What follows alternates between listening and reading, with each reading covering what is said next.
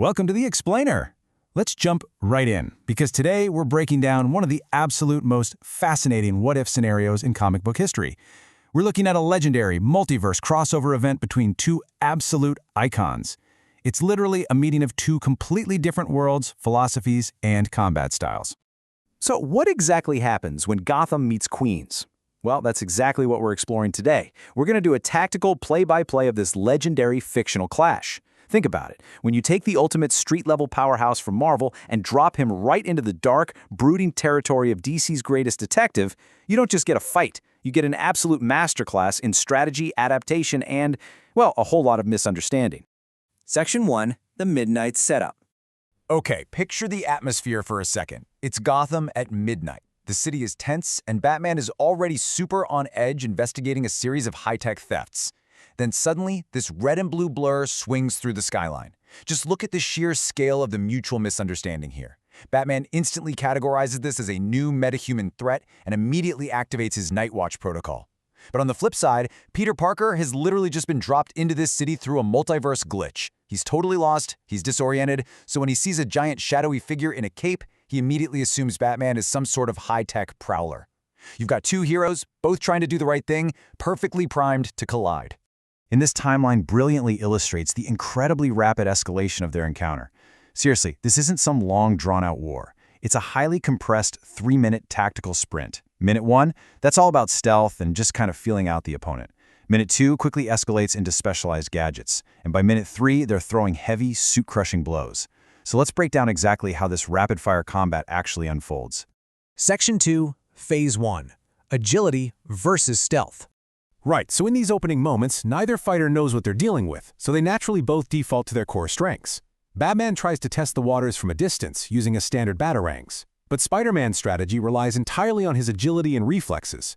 Thanks to his spider sense, he dodges these projectiles with absolute ease. I mean, it's no contest.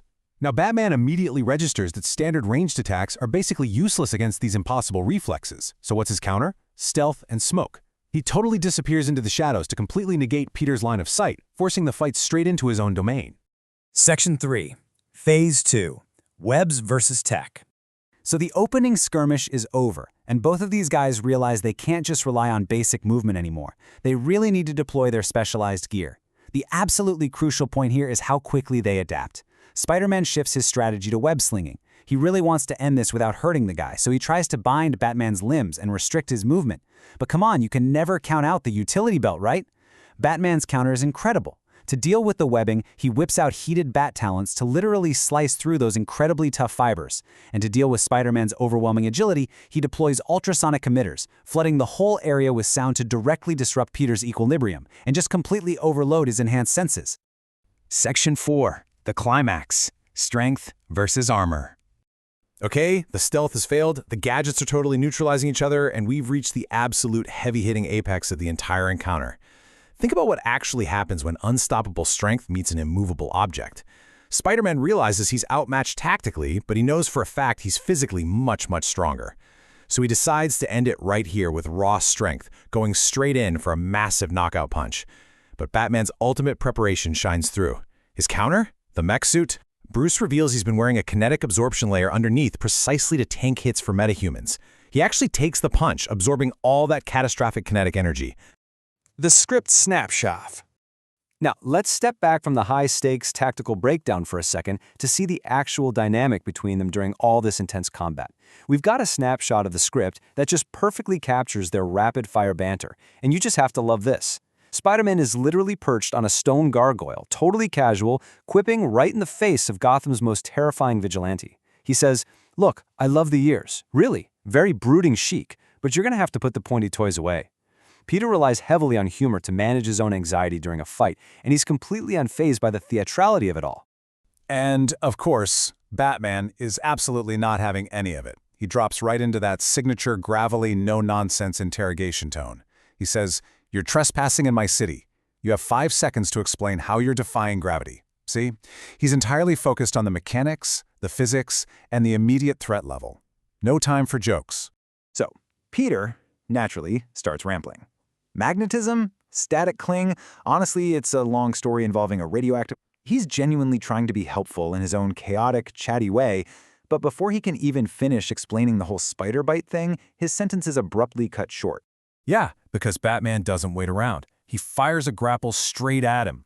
But in a total flash of agility, Spider-Man does a mid-air backflip, dodges the grapples, and fires a web line right back that solidly sticks the Dark Knight's legendary cape to a nearby brick chimney.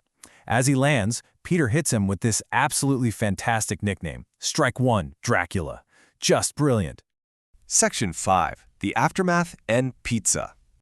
Honestly, this is the most wholesome, surprising de-escalation of this epic crossover clash you could possibly ask for. Despite the heavy hits, the crazy gadgets, and the absolute tactical warfare we just mapped out, they both realize they're on the same side within 3 minutes.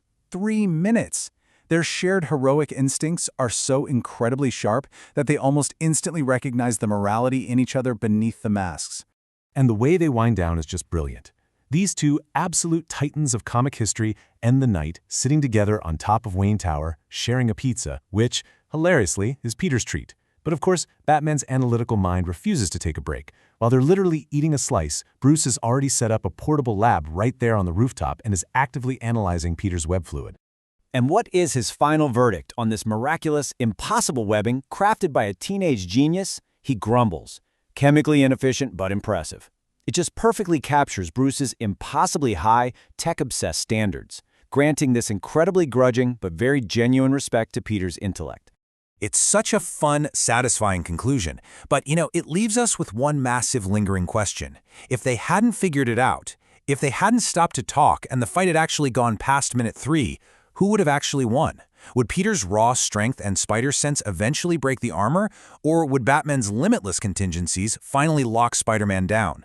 Let that sink in, think about the strategies we explored today, and keep questioning the source material. Thanks for joining me on this explainer, and keep learning.